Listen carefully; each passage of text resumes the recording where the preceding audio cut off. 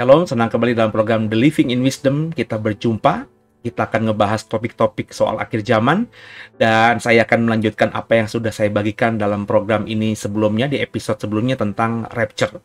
Ya, kita akan ngebahas soal rapture secara holistik ya. Dalam artian holistik itu kita coba mengeksposisi secara sederhana ya semua ayat-ayat yang bicara soal rapture yang kita bisa ketemu di Alkitab. Dan kita kemarin sudah memulai dengan apa yang Yesus ajarkan dalam Matius 24 soal rapture. Bapak Ibu bisa lihat episode sebelumnya ya. Dan saya akan melanjutkan lagi masih dalam pemahaman rapture yang kita dapatkan dari pengajaran Tuhan Yesus, yang juga masih diekspos atau diambil dari Matius pasal 24. Jadi rupanya tidak seperti pemahaman biasa, bahwa biasanya kalau orang Kristen mendalami rapture itu memakai ayat-ayat yang berasal dari pengajaran rasul-rasul. Ternyata di Alkitab Tuhan Yesus sendiri juga mengajarkan soal rapture ini. Dan seringkali pengajaran Tuhan Yesus justru dianaktirikan gitu. Orang lebih fokus pada apa yang diajarkan rasul-rasul, sedangkan apa yang diajarkan Tuhan Yesus kayaknya terpinggirkan atau dinomorduakan atau tidak terlalu ditekankan. Padahal bagi saya, ya, Yesus yang memulai mengajarkan ini, karena rasul-rasul kan mengajar setelah Yesus naik ke surga kan. Jadi saya selalu mengajar kita, saya selalu menekankan pada diri saya sendiri juga untuk kalau membaca itu secara sistematis, secara kronologis, supaya kita bisa mengerti akar muasalnya itu bagaimana. Dan rapture itu dimulai pengajarannya dari apa yang Yesus ajarkan. Kita coba lihat ya saudara ya. Nah, bagaimana rapture? Apa kata Alkitab? Sekali lagi saya bilang, saya masih memakai Matius 24, tentu ayatnya berbeda dengan episode yang kemarin, yakni ayat 40 sampai dengan ayat 41. Saya baca buat saudara. Pada waktu itu, kalau ada dua orang di ladang, yang seorang akan dibawa dan yang lain akan ditinggalkan. Kalau ada dua orang perempuan sedang memutar batu kilangan, yang seorang akan dibawa dan yang lain akan ditinggalkan. Ayat-ayat ini yang barusan kita baca, itu memang kalau kita diskusikan dengan para teolog perjanjian baru, terutama yang mendalami soal akhir zaman, soal rapture dalam hal ini, itu tidak semuanya sepakat bahwa ayat ini bicara soal rapture, tapi ayat ini bicara soal kedatangan Tuhan secara lebih umum, lebih general gitu saudara ya.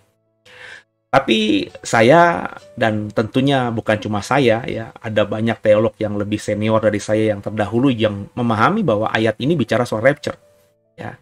Ya tentu akhirnya kalau kita menemukan perbedaan tafsir, itu kita harus saling menghormati. Ya, seperti saya menghormati rekan-rekan saya yang tidak membaca ini sebagai ayat untuk mendukung pemahaman soal rapture, saya menghormati mereka dengan apapun argumentasi mereka. Ya, sebab bagi saya namanya tafsiran ya tentu pasti berbeda satu dengan lainnya. Tidak mungkin namanya tafsiran yang benar-benar pure mengandalkan pikiran dan apa yang ada di hati setiap manusia itu bisa sama satu dengan yang lainnya. Manusia yang satu itu spesial, manusia yang berikutnya juga spesial, dan karena mereka spesial, tidak sama, tentu artinya apa yang mereka pikirkan, apa yang ada di hati mereka ketika membaca, menganalisa satu masalah, itu tidak mungkin sama persis, pasti ada bedanya, saudara, dan itu wajar. Jangan baperan kalau kita berbeda tafsir, makanya jangan baperan kalau kita berdialog soal perbedaan pemahaman kita. Jangan keras-kerasan gitu ya, saudara ya. Dan di ayat ini apa yang bisa kita dapatkan? Di ayat ini jelas sekali, saudara, pada kedatangan anak manusia. Oh, nggak ada ayatnya. Nggak ada kalimat ya pada kedatangan anak manusia. Iya. Tapi kalau Bapak Ibu nanti membaca ayat yang ke-39, ya, ayat yang sebelum dari ayat 40, Bapak Ibu akan menemukan bahwa ayat ini itu bicara soal pada saat kedatangan anak manusia. Dan kata kedatangan anak manusia tentu bicara soal Yesus Kristus. Dan ayat ini pasal 24 Matius ayat 40 sampai 41 tentu tidak bisa dilepaskan dari pasal 24 ayat-ayat yang kita baca kemarin, yang kita bagikan dalam episode pertama perdana dalam topik rapture. Maka Bapak Ibu sekali lagi ikuti supaya Bapak Ibu dapat pemahaman secara kronologis. Nanti tentunya kalau semua ayat-ayat soal rapture sudah saya bagikan, nanti kita coba simpulkan rapture itu bagaimana kata Alkitab. Ya, jadi kita lebih tajam lah dalam menganalisa sehingga kita juga bisa mempersiapkan diri dengan baik ya. Di ayat ini, ya, di dalam slide ini, pada kedatangan anak manusia, konteksnya itu, ada faktanya yang dibawa dan ada yang ditinggalkan. Orang boleh berbeda tafsir, tapi kalimat jelas di ayat ini, ketika Tuhan nanti datang kembali, ada yang dibawa dan ada yang ditinggalkan. Itu adalah fakta Alkitab yang tidak bisa terbantahkan. Tafsirnya mungkin boleh berbeda, tapi saya kembali ngomong, ini fakta Alkitab. Saya mungkin boleh berbeda pendapat dengan teman-teman lain yang mengatakan ini bukan bicara soal rapture. Oke, silakan. Itu perbedaan tafsir. Tapi tidak boleh kita mengabaikan fakta Alkitab ya, bahwa ayat ini kelihatan dengan jelas. Lanjang, vulgar. Bahwa ketika kedatangan anak manusia, kedatangan Tuhan Yesus nanti, ada yang dibawa dan ada yang ditinggalkan. Nah, bagaimana kita menafsirkan ayat-ayat tadi, saudara? Ya. Ayat ini memang tidak secara spesifik bicara soal rapture seperti saya bilang tadi, makanya ada perbedaan tafsir. Tapi jelas bicara soal kedatangan Yesus kembali ke dunia ini. Nah, kita lihat secara konteksnya, saudara. Konteksnya, bicara soal ayat-ayat sebelum ayat 40. Kita baca ya, saudara ya. Sebab sebagaimana halnya pada zaman Nuh, demikian pula halnya kelak pada kedatangan anak manusia. Sebab sebagaimana mereka pada zaman sebelum air bah itu makan dan minum, kawin dan mengawinkan, sampai kepada hari Nuh masuk ke dalam bahtera, dan mereka tidak tahu akan sesuatu sebelum air bah itu datang, dan melenyapkan mereka semua, demikian pula lah halnya kelak pada kedatangan anak manusia. Ini ayat yang Bapak Ibu bisa temukan sebelum ayat 40 di Matius 24. Ini konteks dekatnya. Di ayat 40, ayat 41 jelas dikatakan ketika Yesus datang, ada yang dibawa, ada yang ditinggalkan. Nah, konteks sebelum bicara ada yang dibawa dan ditinggalkan, manusia yang hidup di zaman itu, kata ayat yang barusan saya baca, yang terpampang di depan saudara ini, itu manusia zaman itu tuh, zaman nanti tentunya ya, itu nggak sadar akan terjadi sesuatu. Mereka tidak tahu akan sesuatu. Maka mereka hidupnya sama seperti di zamannya Nuh. Ketika manusia-manusia di zaman Nuh itu ya, yang sebelum air bah datang, mereka berpikir semua fine-fine saja. Nuh dianggap orang yang aneh, ya tapi lumrah lah, tidak terlalu gimana gitu. Mereka fokus pada makan, minum, kawin, mengawinkan. Ini bukan bicara mengenai pesta pora, saudara. Ini bicara mengenai kehidupan manusia normal. Ada pesta di situ. Ada makan, ada minum, ada fellowship. Kehidupan yang normal terjadi. Makan, minum kan kehidupan normal manusia. Manusia kalau nggak makan, minum kan mati. Artinya kehidupan manusia di zaman sebelum air bah itu normal. Nggak ada yang aneh. Memang ada yang aneh, yakni Nuh yang bangun bahtera. Tapi itu tidak menjadi gimana gitu, knowing dari orang-orang sekitar. Ya. Dan mereka juga masih kawin mengawinkan. Itu bukan bicara mengenai sesuatu yang porno, sesuatu yang jorok, sesuatu yang bicara dewasa. Enggak. Kawin mengawinkan itu bicara mengenai sesuatu yang normal, pertumbuhan yang normal. Ya. Sebab begini, kalau manusia sudah tahu akan terjadi sesuatu, kayak sekarang Bapak Ibu, yang terjadi di Ukraina sana. Saya percaya tidak ada orang-orang Ukraina yang sedang berpikir untuk bikin pesta pernikahan. Karena kalau mereka mau menikah pun, mereka akan bikin pestanya tidak besar-besaran, tapi yang penting seremonial aja. Gak mungkin ada orang atau keluarga dalam situasi perang tidak menentu, bisa bom kapan saja jatuh, terus sengaja membuat pesta dengan mengundang banyak orang. Maka orang-orang di Ukraina sekarang ini tentu ya sedang tidak normal. Ya, karena situasi kondisinya ya memang sedang nggak normal. Nah, beda dengan zaman nanti ketika terjadi rapture, dihubungkan dengan zaman sebelum air bah. Manusia sebelum air bah normal hidupnya. Mau bikin pesta kek, makan minum kek, kawin mengawinkan kek, ya dilakukan karena memang tidak ada sesuatu yang mengkhawatirkan mereka. Sama nanti ketika sebelum rapture terjadi. Manusia-manusia, mau Kristen kek, mau bukan Kristen kek, manusia yang semua di bumi ini sedang menjalankan kehidupan yang normal. Ya. Gak menyadari sesuatu akan terjadi. Bahasa Alkitab, mereka tidak tahu akan sesuatu. Ya. Nah, jadi keadaan di bumi saat itu sangat normal. Nah, kegemparan baru terjadi, dirasakan seisi bumi setelah rapture.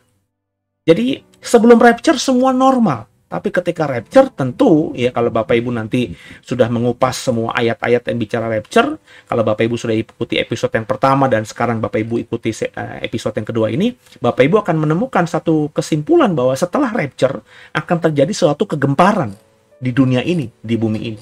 Tapi sebelumnya semua fine. Seperti waktu zaman air bah, sebelum air bah turun, sebelum hujan turun, ya itu normal saja. Tapi ketika hujan turun dan tiada henti, baru sesuatu tidak normal. Dan ketika air bah terjadi, menutupi seluruh permukaan bumi, dunia benar-benar mengalami perubahan total. Sama, nanti rapture juga akan menyebabkan manusia di bumi ini akan mengalami perubahan total. Rapture bagi saya adalah keterkejutan dari Tuhan kepada seisi bumi. Mengejutkan, ya, sebab ayatnya jelas. Sebelum rapture mereka semua makan, minum, kawin, mengawinkan, mereka tidak tahu akan sesuatu. Tulisan di ayat ini yang saya kasih bold warna merah di ayat 40, 41 jelas mereka semua sedang bekerja. Dikatakan dalam ayat 40 ada 2 orang di ladang, 1 dibawa dan 1 ditinggalkan. Ini ilustrasi saja gambar. Ini gambar orang di ladang, maksudnya di sawah dalam konteks Indonesia. Tapi kalau dalam konteks Timur Tengah tentu ladangnya bicara mengenai ladang anggur kah, ladang gandum kah. Intinya dalam ilustrasi ini saya ingin menekankan ada 2 orang yang sedang kerja di sawah yang sama, di ladang yang sama. Mereka berdua sedang dalam pekerjaan yang sama, di tempat yang sama. Mungkin hanya berbeda setengah meter, 1 meter, sedang melakukan sesuatu yang sama, dan di lokasi yang sama. Itu kata Alkitab. Jelas, saudara ya. Kemudian, dikatakan di kalimat berikutnya, ada 2 perempuan sedang memutar batu kilangan. 1 dibawa, 1 ditinggalkan. Kembali diulangi, saudara. 2 cerita dengan latar yang berbeda, tapi dalam konteks yang sama. Yang 1 tadi konteksnya di ladang, ada 2 orang lagi kerja di ladang di tempat yang sama, 1 dibawa, 1 ditinggalkan. Nah sekarang Tuhan mengajak kembali untuk memahami sesuatu yang kontennya sama tapi latarnya beda. Ada 2 perempuan dengan pekerjaan yang sama, sedang memutar batu kilangan di tempat yang sama. 1 dibawa, 1 ditinggalkan. Batu kilangan ini adalah batu tempat orang-orang zaman dulu, zaman Alkitab itu menghancurkan misalnya anggur kah, atau menghancurkan biji atau buah zaitun menjadi minyak zaitun. Ya. Ini batu kilangan yang digambarkan ini tentu batu kilangan yang kecil yang bisa digerakkan begitu oleh perempuan. Tapi dalam konteks perkebunan, itu batu kilangannya bentuknya ada yang lebih besar lagi, yang biasanya digerakkan harus dengan keledai atau dengan binatang zaman dulu bisa gajah atau keledai atau kuda gitu ya, atau sapi, saudara ya. Jadi kalau dikerjakan dengan tenaga manusia harus beberapa orang yang memutarkan batu kilangan karena batu kilangannya itu besar. Makanya digunakan alat bantu atau yang disebut dengan hewan, saudara ya. Nah, batu kilangan yang dalam konteks Matius 24 ini kayaknya batu kilangan kecil untuk konsumsi rumah tangga aja. Misalnya sebuah keluarga minyak zaitunnya untuk masak konsumsi sehari-hari tinggal sedikit, maka mereka ambil buah zaitun yang sudah ada di pohon atau sudah ada disimpan, terus mereka taruh di dalam batu kilangan, terus ditimbun lagi dengan batu kilangan, terus diputar begitu batu kilangannya karena ada porosnya gitu, muter ya, sehingga biji-biji zaitun itu bisa tergencet ya, tertiban ya, sehingga hancur dan yang keluar adalah minyaknya dan kemudian ditampung. Ini juga bisa bicara mengenai minuman anggur, dari buah anggur yang dihancurkan oleh batu dan akhirnya keluar air anggurnya, saudara.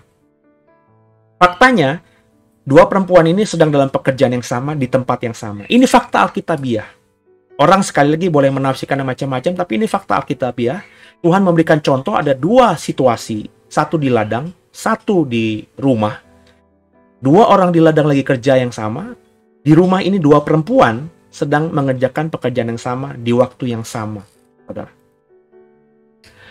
Nah, seperti inilah rapture terjadi. Rapture terjadi seperti kalau Bapak Ibu menghubungkan ayat-ayat tadi, itu situasi lagi normal. Orang kerja di ladang kan berarti lagi normal. Kalau dia tahu ada badai, dia nggak mungkin kerja di ladang. Kalau dia tahu akan hujan deras, dia tidak mungkin akan ke ladang. Kalau dia tahu bahwa bangsanya akan berperang atau bangsa lain sedang memerangi bangsanya ada di tempat yang tidak jauh dan akan masuk menyerang, tentu dia tidak akan ke ladang. Kalau dia tahu di ladang ada binatang buas, dia tentu tidak akan ke ladang. Ya. Orang kerja ke ladang itu pergi dari rumah ke ladang karena dia berpikir dan merasa bahwa situasi kondisi yang dia akan hadapi sebentar itu normal, makanya dia pergi. Nangkap saudara ya? Kemudian ada 2 orang ibu-ibu sedang memutar batu kilangan, ya, di tempat yang sama. Itu kan artinya ibu-ibu juga sedang normal. Mereka lagi berpikir, aku harus siapin minyak zaitun, aku harus siapin air anggur, ya, untuk kebutuhan sehari-hari. Maka mereka kerja di tempat yang sama supaya sambil ngobrol. Mungkin ini di rumah si ibu A, berarti si ibu B ini harus keluar rumah untuk ke rumahnya ibu A untuk bisa ngobrol sambil mengerjakan pekerjaan yang sama tadi. Nggak mungkin kalau situasi tidak normal, ada 2 perempuan memutar batu kilangan. Ya, nggak mungkin kalau dia tahu akan ada badai, ada hujan deras, ada peperangan, ada gempa bumi, ada bencana alam. Mereka masih dengan normal memutar batu kilangan. Yang saya mau tekankan, rapture terjadi seperti ini. Seperti dalam kondisi yang normal. Nggak ada itu orang-orang yang kayaknya udah menanti-nantikan rapture. Nggak ada itu orang-orang yang sedang lagi berdoa, berpuasa, menantikan rapture. Nggak ada. Semua kalaupun lagi berdoa, ya mereka lagi ikuti ibadah rutin saja. Mereka kalau sedang berpuasa, ya mereka sedang berpuasa untuk tujuan yang berbeda, bukan untuk rapture. Karena kata Yesus, ketika rapture terjadi, menurut Matius 24 yang kita kupas hari ini, semuanya dalam situasi normal, tidak ada orang yang menyadari bahwa rapture akan segera terjadi. Nah, jadi saudara, ini yang digambarkan Tuhan Yesus. Rapture yang digambarkan Tuhan Yesus, rapture dimulai menurut pengajaran Tuhan Yesus, itu akan dialami oleh kelompok manusia yang sedang melakukan pekerjaan yang sama di waktu yang sama. Perhatikan garis bawahnya. Melakukan pekerjaan yang sama di waktu yang sama. Yang satu dibawa, yang satu ditinggalkan, itu sedang berada di tempat yang sama, sedang melakukan pekerjaan yang sama. Maka saya selalu mengatakan bahwa ini bicara mengenai satu kelompok manusia yang sama. 2 perempuan yang sedang memutar batu kilangan itu juga sedang mengerjakan sesuatu yang sama, melakukan pekerjaan yang sama, di waktu yang bersamaan juga. Jadi ini tidak lagi bicara mengenai 2 kelompok, 3 kelompok, 4 kelompok, 3 komunitas, 5 komunitas, 6 komunitas. Ini lagi bicara mengenai satu kelompok, satu komunitas. Dan saya sangat menyadari dan memahami dan berani mengajarkan bahwa ini bicara mengenai kelompok yang sama yang disebut sebagai orang-orang percaya atau orang Kristen.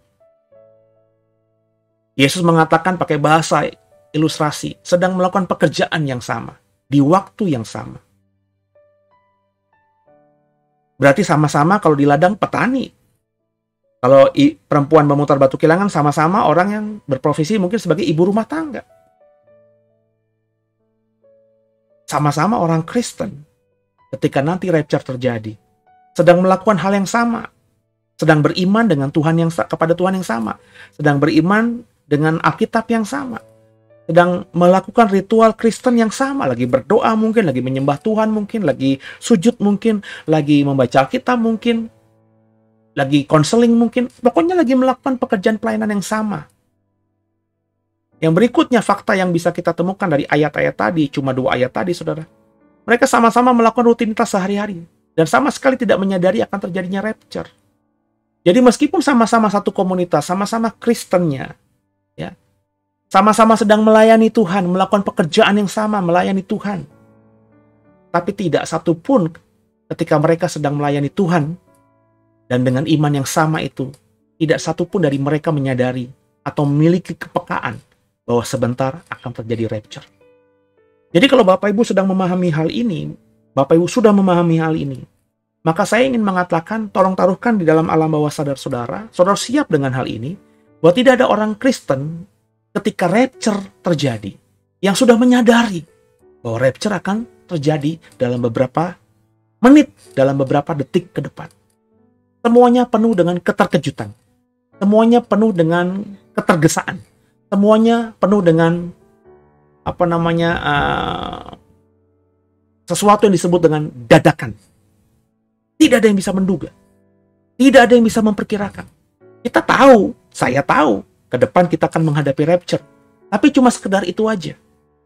Dan ketika misalnya 1 jam dari sekarang akan terjadi rapture, saya yang menyadari akan terjadi rapture di masa depan, itu tidak menyadari bahwa 1 jam ke depan akan terjadi rapture.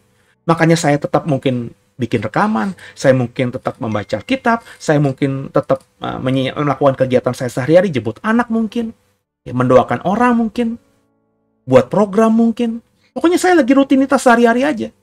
Karena meskipun saya tahu, beriman juga bahwa rapture akan segera terjadi di masa depan, tapi saya tidak sama sekali tahu. Juga nggak ada orang Kristen lain yang tahu bahwa 1 jam ke depan Tuhan akan datang dan rapture terjadi. Itu makanya bahasa dalam Matius 24 itu, kalau ada orang tahu bahwa nanti malam akan datang pencuri, maka dia akan berjaga-jaga. Matius 24 ayat 42-43, sudah bisa baca nanti dulu. Konteksnya seperti itu. Jadi nggak ada yang tahu. Makanya akhirnya terjadi pencurian itu. Karena orang yang menjadi tuan rumah tidak tahu bahwa nanti malam akan datang pencuri. Sehingga mungkin dia biasa aja ya, ngobrol-ngobrol, terus habis ngantuk, ya udah tutup pintu biasa aja. Dia pikir nggak mungkin ada yang datang, nggak mungkin ada perampok, gitu, nggak mungkin ada penculik. Ya, tiba-tiba perampok datang ketika dia lengkah, masuk rumah yang tak terkunci, habis semua hartanya, dan besok pagi ketika dia bangun, dia menyadari semuanya sudah hilang, dan dia menangis, menyesali sesuatu. Kenapa saya tidak siapkan diri? Kenapa rumah kemarin nggak dikunci? Saling menyalahkan satu dengan lainnya.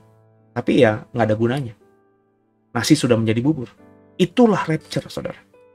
Begitu mengerikannya rapture. Itu kenapa Yesus berkata kita harus berjaga-jaga, waspada. Kita nggak bisa jadi orang Kristen yang berpikir rapture nanti terjadi, pasti. Tapi bukan sekarang lah. Kita berpikir mungkin masih nanti, 50 tahun lagi. Jangan-jangan masih 1000 tahun lagi.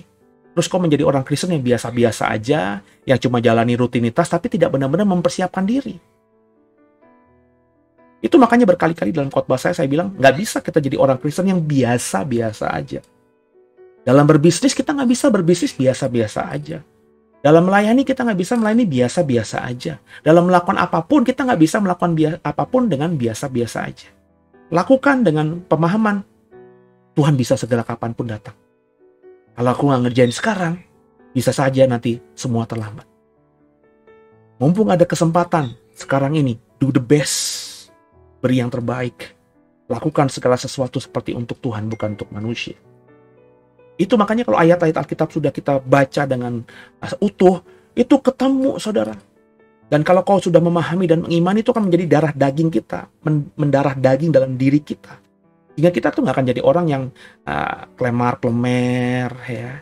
Yang ngomong ya nanti aja lah. Yang ngelakuin sesuatu tuh santai aja lah. Enggak. Saya udah memahami ini bertahun-tahun. Makanya saya kalau ngerjain sesuatu tuh nggak pernah nanggung. Kalau saya sudah bilang iya, saya mati-matian di situ. Sampai benar-benar mentok. Dan udah berdoa, mentok juga, berdoa, nggak ada jalan keluar, baru saya berpikir, jangan-jangan memang saya salah melangkah. Saya bertobat, minta ampun, kemudian ngerjain sesuatu yang lain yang saya doakan sama Tuhan. Semoga itu jadi jalannya Tuhan buat saya. Tapi kalau belum mentok, ya, saya akan tabrak terus, saya akan jalan terus.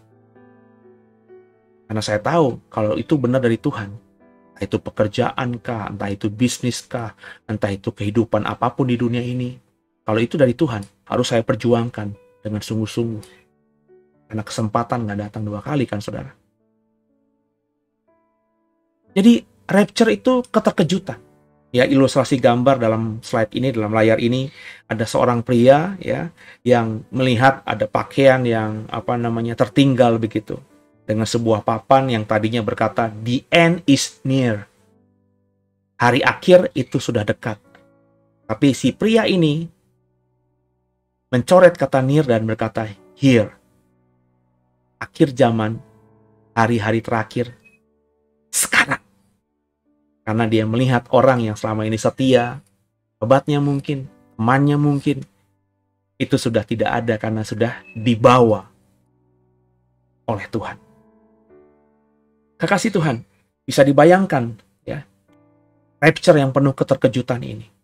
Bisa dibayangkan tadi ada 2 orang di ladang, mereka sambil nanam padi, sambil menyiangi semak, sambil memangkasi ranting-ranting anggur yang tidak baik, sedang bekerja sama-sama. Tentu ngobrol kan mereka.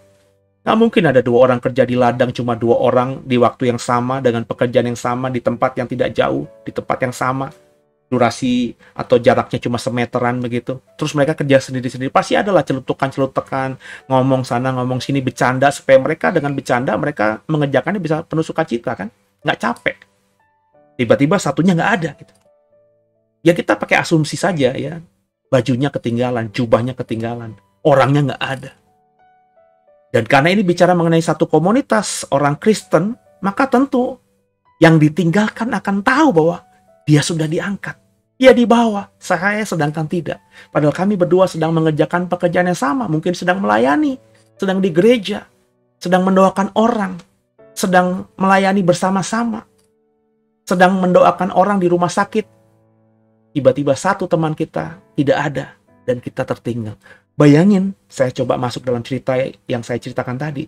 Kalau saya yang ditinggalkan, saya akan hancur luar biasa. Karena saya tahu teman saya sedang diangkat dan ternyata saya ditinggalkan. Saya menyesal. Kenapa gue punya iman yang seperti ini? Iman yang tempe begini.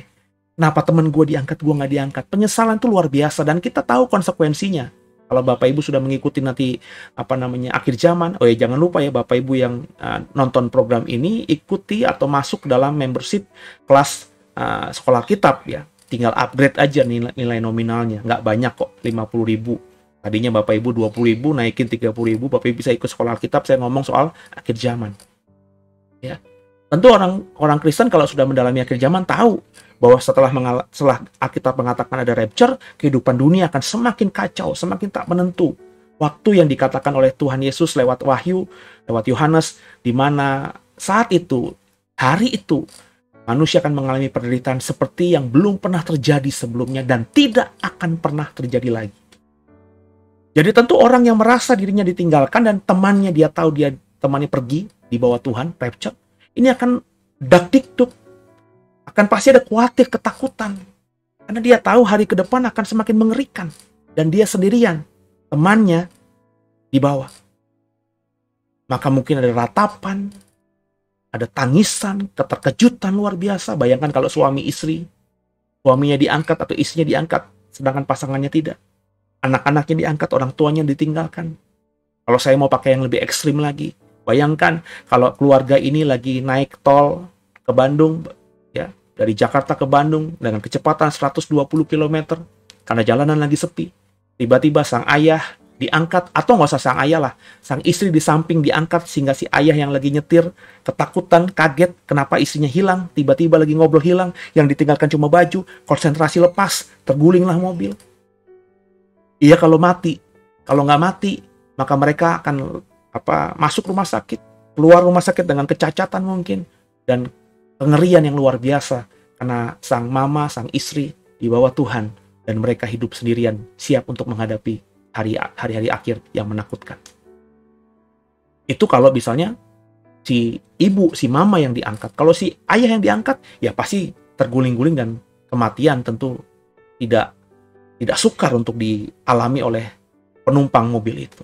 Itu kalau ngomongnya cuma satu keluarga dengan mobil. Ya, bayangkan kalau itu bicara mengenai satu pesawat. Ada satu rombongan naik pesawat yang sama, penerbangan dari Jakarta misalnya ke Manado, dengan jumlah penumpang dan kru kurang lebih 230, 250, 300 orang. Tiba-tiba pilotnya, co-pilotnya semuanya diangkat dan pesawat itu sedang di angkasa. So bayangin apa yang terjadi. Ketika mau landing, tiba-tiba kru di darat semuanya diangkat. So bayangin, hebat-hebatnya pilot kalau tidak dituntun oleh orang di darat, dia akan kesulitan untuk sampai mendaratkan pesawatnya dengan selamat kan. Bapak Ibu, chaos terjadi. Ya, sesuatu yang benar-benar mengerikan akan terjadi. Sudah terkaget-kaget karena banyak orang yang kita kenal tiba-tiba hilang. Dan dampak dari hilangnya mereka itu, dampak dari hilangnya banyak orang di dunia ini, itu menimbulkan efek yang luar biasa, seperti efek domino. kecelakaan pesawat, kapal, kecelakaan di darat bukan terjadi di Jakarta saja dengan 1-2 catatan yang terjadi, tapi terjadi di seluruh belahan dunia. Bayangin, hari ini kalau ada pesawat celaka saja beritanya sudah viral ke seluruh dunia. Benar nggak? Karena sudah kecanggihan zaman, kecanggihan teknologi. Bayangin kalau ada bukan cuma 1 pesawat, tapi ada puluhan, ratusan mungkin pesawat yang tiba-tiba celaka di waktu yang kurang lebih sama. Tiba-tiba ada kecelakaan. Ya, kalau kecelakaan 1 di tol saja, kalau buat macet itu beritanya sudah kita tahu dari sosial media.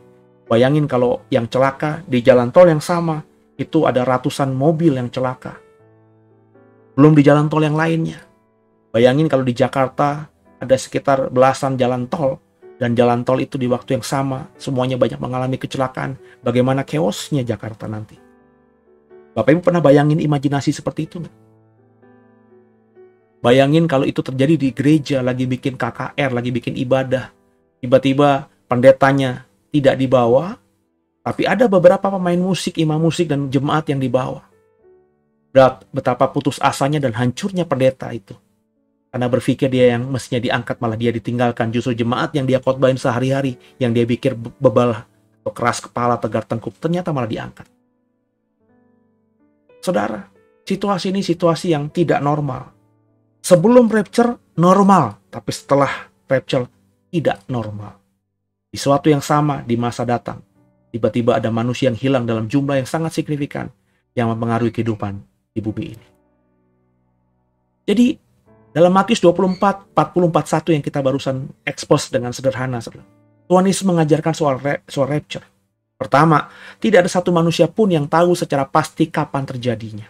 Tidak ada satupun manusia yang tahu secara pasti kapan terjadinya.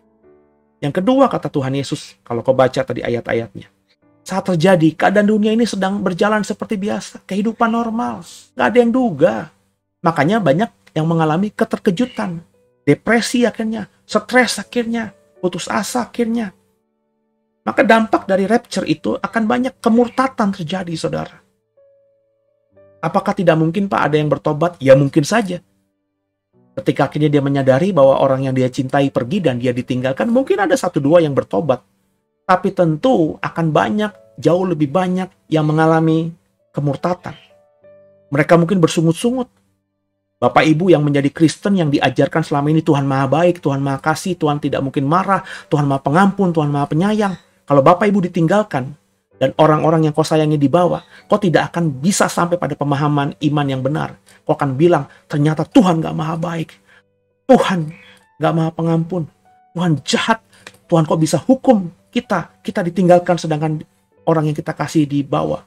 Tuhan pilih kasih. Nah, ini orang Kristen yang imannya iman tempe, yang karena tumbuh dalam komunitas gereja dan pendeta yang tidak pernah mengajarkan kebenaran dengan utuh, itu akan marah sama Tuhan. Marah sama pendetanya. Ketika pendetanya juga ditinggalkan, pendetanya coba akhirnya bertobat dan menghibur, mereka semua gak mau terima. Alah, lo kemarin ngomong bohong lo. Katanya Tuhan baik, Tuhan Maha Pengampun, Tuhan adil. Tapi mana?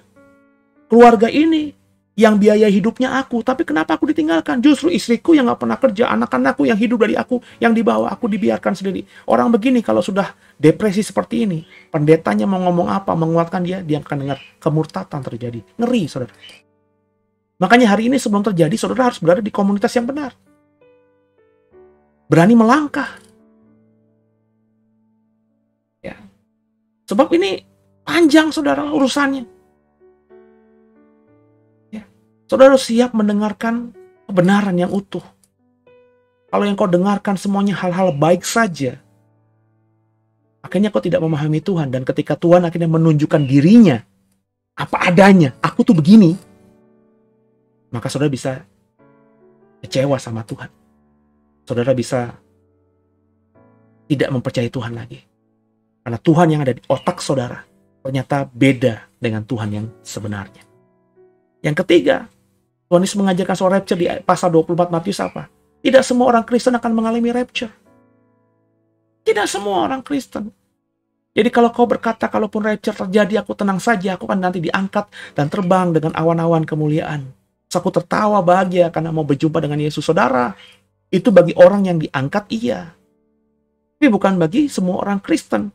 Karena tadi saya sudah bilang, ilustrasi yang dipakai Tuhan Yesus, 2 orang kerja di ladang yang sama.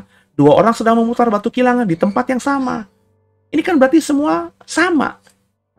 Berarti cerita satu diangkat, satu di bawah ini, satu di bawah, satu ditinggalkan ini, itu bicara mengenai orang yang secara tampilan luarnya sama-sama percaya. Karena dalam pekerjaan yang sama, di tempat yang sama. Bahasa yang lebih supaya saudara kena tuh, sedang di gereja yang sama, sedang melayani Tuhan dan beribadah di tempat yang sama.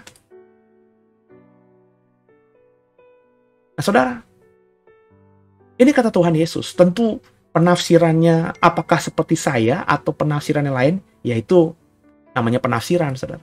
Bisa berbeda. Tapi saya coba ngebayangin, membagikan apa yang saya bisa bayangkan gitu pada saudara. Rapture itu pasti, saudara. Cuma kapannya kita nggak tahu. Dan kalau hari ini kau menganggap bahwa rapture itu masih terjadi nanti, kau tidak siapkan diri dengan sungguh. Iya kalau Tuhan angkat kita. Iya kalau Tuhan bawa kita. Iya kalau kita masuk dalam kriteria yang mau dibawa oleh Tuhan. Tapi kalau tidak, dan kau tidak punya iman yang benar, amsyong, saudara. Amsyong itu apa ya? Laka kau dan aku. Karena kau dan aku akan kemungkinan murtad. Ini ketika Tuhan datang, kita tidak akan sampai pada Yerusalem baru. Bapak Ibu, coba direnungin lagi Matius 24:40-41. Maka penting untuk kita selalu berjaga-jaga, selalu waspada. Makanya penting Bapak Ibu terus dalam kehidupan yang benar di mata Tuhan. Berusaha untuk jaga hidup kudus. Berusaha untuk menjaga hidup terus jadi terang dan garam. Berusaha untuk jadi orang Kristen yang selalu dalam keseharian kita mengemban amanat agung sesuai dengan apa yang bisa kita lakukan. Karena rapture itu pasti terjadi. Namun meski pasti terjadi, namun tidak ada yang tahu kapan terjadinya. That's the problem. Nah, karena kita nggak ada yang tahu kapan terjadinya, maka kata Tuhan kita harus berjaga-jaga dan waspada. Nah, pencuri ketika datang tidak memberitahu sebelumnya. Ketika Tuhan datang nanti, nggak ada yang tahu, saudara. Sebab kalau ada yang diberitahu Tuhan, aku datang 3 menit lagi ya, maka Tuhan gak fair.